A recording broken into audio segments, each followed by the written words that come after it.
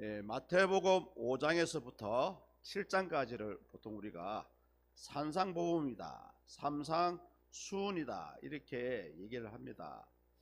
근데 이 산상복음을 읽어보면 많은 사람들이 오해를 하세요.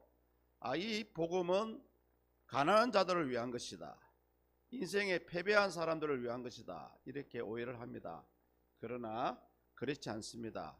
이 마태복음 5장에서부터 7장까지는 이 땅에 살아가는 예수 그리스도의 백성들이 살아가는 삶의 그 열매들을 미리 예수님께서 말씀을 해 주시는 것입니다. 특히 우리가 읽었던 이 마태복음 5장 1절로 12절까지는 우리가 팔복이라 그러죠. 팔복, 복받아라 이렇게 얘기하는 것 같은데, 사실은요 이 8가지는 뭐냐, 하나님의 말씀대로 살아가는 그리스도인들이 생활 가운데 맺어가는 삶의 열매들입니다. 하나님의 말씀대로 살아가려고 그러고, 주님의 복음을 이웃들에게 전파하려고 그러고, 그래도 부족하고 연약하지만 하나님의 말씀대로 살아가려는 그런 여러분의 그 간절한 삶의 모습들을 통해서 맺어가는 것이 이 팔복이에요. 오늘은 그 팔복의 첫 번째 시가 심령이 가난한 자입니다. 과연 심령이 가난하다는 것이 무슨 뜻입니까? 오늘 우리 본문 한 절뿐이죠. 3절 함께 읽습니다. 시작. 심령이 가난한 자는 복이 있나니 천국이 그들의 것임이요. 아멘. 이 많은 분들이 이 가난하다는 말 때문에 이 본문을 오해를 많이 하세요. 이 말씀과 반복되는 말씀이 우리 자막에도 나오잖아요. 누가복음 6장 20절에 나옵니다. 한번 읽어볼까요? 시작. 예수께서 눈을 들어 제자들을 보시고 이르시되 너희 가난한 자는 복이 있나니 하나님의 나라가 너희 것이며. 아멘. 똑같은 말씀인데 뭐가 빠졌습니까? 심령이라는 글자가 빠졌죠. 심령이라는 글자. 왜 그 마태복음에는 심령이 가난한 자라고 하고 누가복음에는 너희 가난한 자는 복이 있다 이렇게 얘기했을까요? 그 이유가 있습니다. 똑같은 말씀인데도 표현 방법이 다르죠. 당시 예수님을 찾아왔던 사람들은 부자나 또 뭐 대제사장이나 능력 많은 사람이나 가진 자들이 아니었습니다. 대부분 어떤 자들입니까? 가난하고 헐벗고 병들고 연약한 그런 사람들만 예수님을 찾아왔거든요. 그래서 예수님께서 표현하시기를 거기 앉아있는 사람들을 향해서 너희 가난한 자는 복이 있다 이렇게 얘기합니다. 여러분 한번 물어볼게요. 가난이 복입니까? 부자가 죄악이에요? 가난은 복이 아니죠. 사실은요 가난은 복이 아니에요. 그렇다고 부자는 나쁜 사람입니까? 아닙니다. 부자는 나쁜 게 아니에요. 많은 분들이 교회를 다니면 교회를 다니는 사람은 좀 가난해야 된다 이런 오해를 많이 하세요. 그러나 우리 하나님을 뭐라고 그럽니까? 복의 근원이라는 거죠. 복의 근원. 그래서 이게 오늘 이 본문에서 가난하다는 것은 거기에 모여있는 사람들을 보고 그 사람들이 대부분 가난하고 힘없는 사람들이니까 그들을 가리켜서 하는 말이 너희들은 복이 있다 이런 말씀을 하신 거예요. 그래서 우리가 실질적으로 우리가 하나님 앞에 부유하다, 풍족하다, 복을 받았다 이 기준이 뭡니까? 물질에 있고 없고를 떠나서 현재 우리 마음의 상태가 중요해요. 우리 마음이 하나님의 은혜로 풍족하다면 부유한 것이죠. 복이 있는 것입니다. 그러나 우리 마음이 빈약하고 부족하고 뭔가 안 되는 것 같고 그러면 그런 사람의 마음은 복이 있는 것이 아니겠죠. 자, 그렇다면 우리는 이 가난과 경건을 어떻게 표현해야 됩니까? 가난과 경건. 요한복음 9장 22절에 보면 이런 말씀이 나옵니다. 그 부모가 이렇게 말하는 것은 이미 유대인들이 누구든지 예수를 그리스도로 시인하는 자는 출교하기로 결의하였으므로 그들을 무서워함이로라. 아멘. 당시 예수님의 복음을 받고 예수님을 따르던 사람들은 그 유대인의 무리 가운데 쫓겨난 사람들입니다. 술귀를 당한 거죠. 유대인의 무리에서 쫓겨나가면 당연히 정치, 경제, 사회, 문화까지 간섭할 수가 없고 국가에서 주는 혜택을 누릴 수가 없으니 자연적으로 가난해질 수밖에 없습니다. 그리고 당시 유대인들은요, 구약에 어떤 복의 사상을 가지고 있냐 하면, 하나님을 잘 믿는 사람은 하나님께서 복을 받은 사람이고, 가난한 사람은 하나님을 잘 믿지 않았기 때문에, 가난하기 때문에 그들은 죄인이다, 그런 사상들을 가지고 있었습니다. 그래서 부자들은, 그 당시 부자들은 사회적으로 존경을 받는 사람들이었고요, 가난한 사람들은 죄인으로 그렇게 안 좋게 취급을 받았던 상태였습니다. 그러나 여러분, 우리 하나님은 복의 근원이 있습니다. 예수 믿는 분들이 왜 부자가 되어야 하냐면, 왜 풍요한 자가 되어야 되냐면, 우리가 하나님을 믿고 섬김으로 삶의 이유가 생긴 겁니다. 삶의 목적이 생긴 거예요. 사람이 목적이 없이 살아가면 결국은 모든 분야에서 떨어지게 되어 있습니다. 우리가 직장생활을 하셔도 마찬가지고요, 농사를 지어도 마찬가지입니다. 사업을 해도 마찬가지입니다. 목적을 가지고 있어야 되잖아요. 단순히 돈을 벌겠다, 단순히 농사를 잘 지어서 잘 먹고 잘 살겠다, 이것이 목적이 아닙니다. 우리가 잘됨으로 해서 나로 인하여서 불신자들이 예수님 믿으면 잘 되는구나, 우리도 교회를 다녀보자, 이런 게 굉장히 많습니다. 여러분들, 불신자들이 우리 믿는 자들의 살아가는 모습을 안 보는 것 같지요? 아닙니다. 몰래 다 보고 있어요. 그리고 자기들 나름대로 판단을 하고 판정을 하고 그래 해요. 그래서 우리는 나로 인하여서, 내가 열심히 살아감으로 인해서 불신자들에게 역시 예수님 믿는 사람들은 착하고 정직하고 열심히 살아가는구나, 이런 모습이 보여질 때에 자연적으로 복음이 전해지는 거예요. 그리고요, 열심히 그렇게 목적을 가지고 살아가다 보면 이제 나도 이제 주를 위해서 좀 살아가고 싶다, 그 삶에 우리 신앙적인 또 목표가 생기잖아요. 그렇게 열심히 살아가다 보면 어떻습니까? 어느새 내 분야의 정점에 올라가게 되죠. 그로 인해서 자연적으로 불신자들에게도 내가 가진 것으로 나눠줄 수가 있다는 거죠. 때로는 물질이 될 수도 있고, 때로는 나의 시간이 될 수도 있고, 때로는 나의 재능이도 될 수도 있겠죠. 이렇게 나눠줌으로 해서 자연적으로 복음이 전해지는 거예요. 그래서 예수 믿는 분들은 열심히 살아가야 됩니다. 그리고 또 한 가지, 설사 내가 몸이 아파서, 원래 성경에 보면 몸이 아픈 사람은 자기 나름대로 이 부끄러움을 가지는 그런 게 있습니다. 비록 내가 몸이 아프지만 내가 아픈 가운데서도 하나님을 배신하지 않고 이렇게 살아간다, 얼마나 좋습니까? 불신자들이 그런 걸 보는 거예요. 봐라, 저 사람 교회를 다닌다 하면서 큰 병을 얻었는데 그래도 교회를 열심히 다닌다 하더라. 예배도 열심히 나가고 열심히 새벽기도도 나가고. 대구에 있을 때 어느 권사님이 무려 18년 동안 암과 함께 지금 투쟁을 하고 있는데요, 하루도 안 빠지고 새벽기도 나오세요. 서울에 병원 가는 날 말고. 그래 권사님한테 제가 물어봅니다. 권사님, 몸도 아프신데 어찌 새벽마다 안 빠지시고 나오세요 하면, 목사님, 이게 나의 삶의 이유입니다, 나의 목적입니다, 그러는 거예요.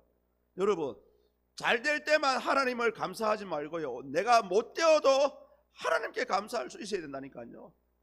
오히려 내가 못됨으로 인해서 불신자들이 봤을 때, 또는 내 육신의 자녀들이 봤을 때 열심히 교회를 다니며, 엄마 왜 자꾸 그렇게 열심히 교회를 다녀, 하나님이 엄마 병들게 했는데 화도 안 나, 그렇게 물어볼 수도 있잖아요, 혹여. 그러면 뭐라고 할 수 있습니까? 그래도 우리 하나님은 나를 사랑하셔. 얼마나 신앙이 남다르겠습니까? 그래서 여러분, 우리 가난한 것과 뭐 경건한 것은 뭐 절대적으로 상관이 없지는 않지만, 결국은 우리가 무엇을 가졌느냐, 내가 어떤 능력을 가지고 있느냐, 내가 어떤 사회적 지위를 가지고 있느냐, 이게 중요한 건 아니죠. 그러면서 예수님께서 이제 심령의 가난이라는 말씀을 합니다. 심령이 가난한 자. 여기서 말하는 가난은요, 어떤 가난이냐 하면 절대적으로 남의, 다른 사람의 도움을 받지 않고서는 살아갈 수 없는 절대 빈곤의 상태를 얘기합니다. 여러분, 가난한 것은 사실은 자랑할 것은 못해요. 그렇다고 부끄러워할 필요 없습니다.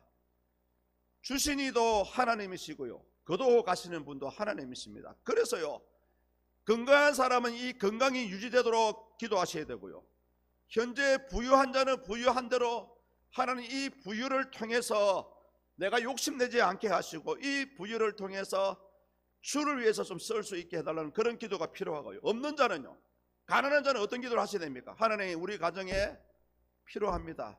물질의 복을 주십시오. 우리 자녀들의 삶이 형통을 누려가야 됩니다. 주님, 형통을 누려주십시오. 이것 때문에 복음의 문이, 복음의 길이 막히지 않기를 원합니다 라고 구하셔야 됩니다. 여러분, 구하세요. 부유한 자는 부유한 대로 기도하셔야 되고요, 병든 자는 병든 대로 기도하셔야 되고, 지금 형통을 누려가시고 하나님의 은혜가 너무나 좋다 이렇게 마음이 드시는 분들은 하나님 이 형통이 주님 만날 때까지 이 형통이 유지되기를 원합니다. 그렇게 기도하셔서 결국은 뭡니까? 내가 있으니까 나눠주는 거예요. 여러분, 그렇지 않습니까? 사실 저 신목사도 가진 것은 없습니다. 그러나 하나님께서 채워주실 때 반드시 나눠 먹습니다. 반드시 나눠 먹어요. 또 그때마다 생각이 나시는 분들이 있고요, 또 그때마다 이 목사님에게 좀 나눠드려야 되겠다. 비록 내 것은 아니었지만 우리 성도님들을 통해서 주신 것들이 도리어 다른 사람에게도 우리가 나눌 수 있다는 그 자체만 해도 너무나 감사한 거예요. 여러분, 너무나 내가 다른 사람에게 도움을 줄 수 있다는 그 자체만 해도 감사한 거예요. 그래서 어느 목사님에게 딱 나눠드리니까, 아이고 목사님 감사해요, 저는 목사님한테 해준 것도 없는데. 괜찮습니다. 그래서 제가 드리는 거예요. 내가 어떤 걸 다른 사람한테 드렸는데 반대로 또 주면은 의미가 없잖아요. 의미가 없잖아요. 그래서 여러분, 있는 분도 있는 대로 하나님께 구하십시오. 하나님 이왕 주실 거 많이 주셔가지고 어중간하게 주면 어떻습니까? 남 주기 힘들잖아요. 당장 내 입에 풀칠도 하기 힘든데 어떻게 다른 사람을 돌아봅니까? 풍족하게 주셔야 나누고 베풀죠. 풍족하게 주셔야 나누고 베풉니다.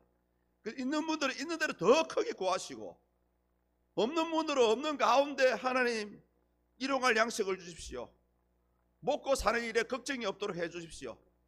너희가 무엇을 입을까, 무엇을 먹을까, 무엇을 마실까 염려하지 말라. 이는 다 이방인들이 구하는 것이라. 너희는 다만 그의 나라와 그의 의를 구하라. 이 말씀은 뭡니까? 듣기 좋으라고 주신 말씀이 아니라니까요. 구하라는 말, 필요한 것을 구하라는 뜻입니다. 주님, 나에게 물질을 주셔서, 나에게 건강을 주셔서, 우리 자녀가 주님을 잘 믿고 형통을 누리게 하셔서 주님의 살아계신 주님을 자랑하기를 원합니다. 얼마나 좋아요. 그래서 우리 부모님들 절대 낭망하거나 낙심하지 말아야 돼요. 내 자녀가 아파서 힘들게 살아도요, 반드시 그 자녀를 위해서 매일 하루에 한 번씩 기도하십시오. 매일 기도하세요. 하나님, 우리 아들 한진이 기억해 주세요. 불쌍히 여겨주세요. 하나님이 때가 있을 줄 믿습니다. 권사님 꼭 기도하셔야 돼. 진짜입니다. 소망을 가지고 살아가면은 그 소망이 때가 되면 응답이 되는 거예요. 응답이 되는 겁니다. 1년 만에 응답이 되는 경우도 있고요, 평생에 응답이 안 되는 것도 있고, 20년 만에 10년 만에 기도가 응답되는 경우도 있습니다. 그러나 성경에 보면 우리가 믿고 구하고 하나님을 찾고 하나님을 의지하며 때가 되면 반드시 하나님은 응답하신다는 것을 우리 말씀을 통해서 말씀하고 있지 않습니까? 그래서 이 심령이 가난하다는 것은 절대 빈곤의 상태를 얘기합니다. 성경에서 보면 이사야서 66장에서는요 마음에 아파서 슬퍼서 통회하는 자가 심령이 가난한 자다 그렇게 얘기하고, 시편에서는요 마음이 상한 심령이 또는 가난한 자다 이렇게 얘기합니다. 절대적으로 심령이 가난하다는 것은 한마디로 뭡니까? 하나님이 있고 저는 없습니다. 아주 겸손한 상태라고 얘기하죠. 성 어거스틴, 여러분이 잘 아시는 성 어거스틴이라는 인물이 있습니다. 어머니 모니카의 평생에 걸친 눈물의 기도를 통해서 이 어거스틴이 주님께로 돌아오게 되는데요, 이 사람은 굉장히 나쁜 사람이에요. 만해교회를 다니기도 하고 15세가 되기 전에 이미 아이를 낳았던 아주 허랑방탕한 인물이었습니다. 그런데 이 사람이 예수님께로 돌아와서 세계 기독교 역사에 한 줄기를 만들어가는 그런 위대한 성직자가 되었습니다. 이분이 무슨 말을 하냐면, 내가 가졌다고 했을 때에는 아무리 하나님이 누군지 몰랐다는 거예요. 내 마음속에 있는 것을 비워갈 때에, 비웠을 때, 그때 이 비워진 곳을 통해서 하나님이 나를 만나 주셨다 이렇게 고백을 합니다. 사랑하는 성도님들, 절대 가난하다, 절대 빈곤의 상태가 내 속에 아무것도 없을 때, 내가 가진 것이 아무것이 없다고 생각될 때에, 그때가 심령이 가난한 상태라는 것을 얘기합니다. 자, 그렇다면 심령이 가난한 자가 받는 복이 뭘까요? 복. 말만 들어도 좋잖아요. 복. 누구나 좋아합니다. 복. 저도 복을 좀 받고 싶어요. 자, 성경에 보니까 이 복된 상태가 어떤 상태입니까? 한마디로 내가 내 마음속에, 내 삶 속에 비워야 됩니다. 집에 가시면 모두가 냉장고를 가지고 있죠. 예, 냉장고가 맛있는 걸로 가득 차 있습니까? 비어 있습니까? 하나 가지고 모자라 가지고 하나 더 사셨죠. 꽉꽉 채워야 되잖아요. 그런데 뭡니까? 비어 있는 냉장고에는 무엇이든지 맛있는 것을 넣을 수가 있습니다. 그러나 이미 맛이 있든 없든 간에 무언가로 가득 차 있다면 더 이상 냉장고에 맛있는 것을 넣을 수가 없어요. 자, 그러면 어떻게 해야 됩니까? 이 여름에 맛있는 수박을 넣으려면 어떻게 해야 돼요? 공간을 만들어야 됩니다. 냉장고 안에 맛없는 거, 썩은 거, 유통기한 지나간 거 다 꺼내서 교통정리해야 됩니다. 버려야 됩니다. 밭에 묻든지. 전에 또 제가 비유를 드렸잖아요. 우리 여자분들을 위해서. 집에 옷장에 있잖아요. 어제 전부 다 이쁘게 해가 오셨던데요. 너무나 좋았어요. 자, 그렇다면 뭡니까? 한번 또 이쁜 걸 입으려 하면 아무리 보면 옷은 많은데 입을 것이 없잖아요. 사실은. 맞죠? 우리 송건사님 많이 웃으시네. 맞아요. 집이 옷은 많은 것 같아. 입고 싶을 게 없어. 아, 우리 사모님도 한 번씩 그래요. 여보, 저 옷이 없어요. 아니, 옷 많은데 왜 옷이 없어? 여러분, 자, 보십시오. 자, 신랑을 잘 설득하시려면 어찌해야 되냐면, 그 필요 없는 옷을 다 꺼내서요, 다 버리든지 남을 주든지 재활용센터에 보내시면 돼. 눈으로 봤을 때 아예 비어 있어야 남자들은요, 아, 진짜 우리 아내가 옷이 없거나 없는 가운데 좀 좋은 걸 사드려야 되겠다, 이 생각을 가지죠. 여러분, 비우세요. 비우는, 하나님 앞에 여러분의 마음을 비우는 것이 바로 겸손한 것이고, 그것이 비워질 때에 그 비운 상태에 하나님의 은혜가 들어오는 겁니다. 그래서 부자가 하늘나라 가기가 힘들다는 게 그 말입니다. 너무나 풍족하니까 하나님이 필요 없는 거야. 그렇다 제가 이 말을 해서 나는 오늘부터 부자가 안 돼야지, 그런 말 하면 안 됩니다. 부자가 되셔야 됩니다. 그래야 여러분, 저는 어떤 생각을 가지고 있냐면, 우리 성도님들이 잘 되어서 그 잘된 것으로 많든 적든 간에 내가 이웃과 나눌 수만 있다면 그 나누는 것 자체가 뭡니까 여러분? 복음이라니까요. 학당교회 심영수 목사님 오실 때마다 맛있는 걸 주더라.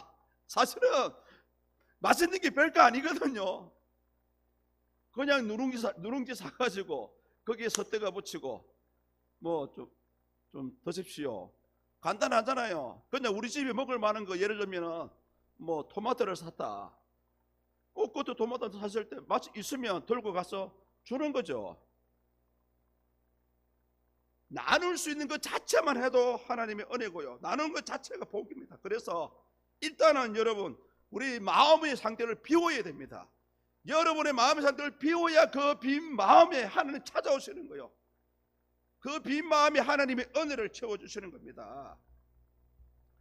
우리 한국교회에 좋은 영향력을 끼쳤던 로이더 존슨 목사님은 계십니다. 이렇게 얘기해요. 우리가 먼저 비워지기까지는 채워질 수 없다. 그러니까 여러분 뭡니까? 집에 냉장고를 비우시고 내 옷을 비워서야 채워 넣을 수 있다는 거죠. 그리고 옷장이 비웠을 때에 새 옷을 샀을 때 남편이 끽소를 못합니다. 왜요? 없으니까 옷을 산 거니까. 옷이 있는데 또 다른 옷을 사면 뭐랍니까?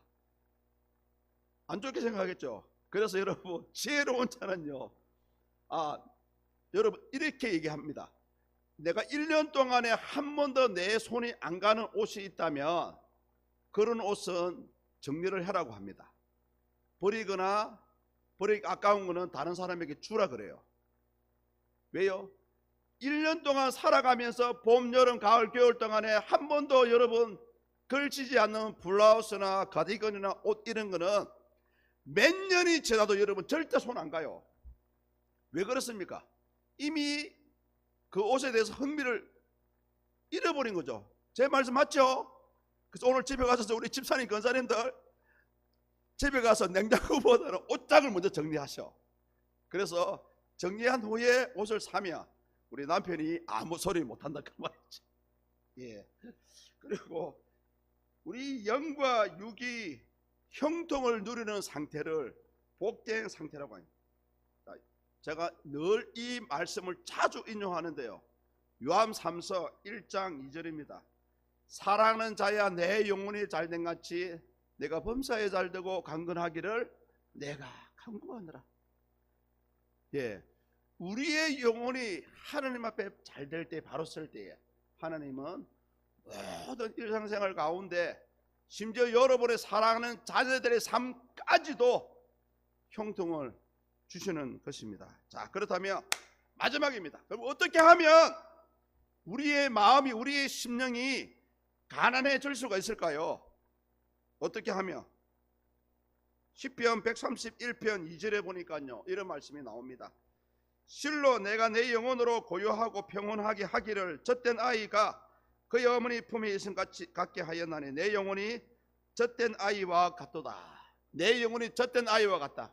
예, 어린아이와 같은 순수한 마음, 겸손한 마음을 가졌을 때에 우리는 이런 심령이 가난한 상태라 할 수가 있고요. 또 한 가지, 현재 나의 삶의 환경이 어떠한 경우라도 불평하지 않는 거예요. 불평하지 않고 만족할 때에 그것이 하나님 보시기에 뭡니까? 나의 불행도 하나님의 은혜입니다. 베드로전서 4장 15절입니다. 혹시 자막에 있나요?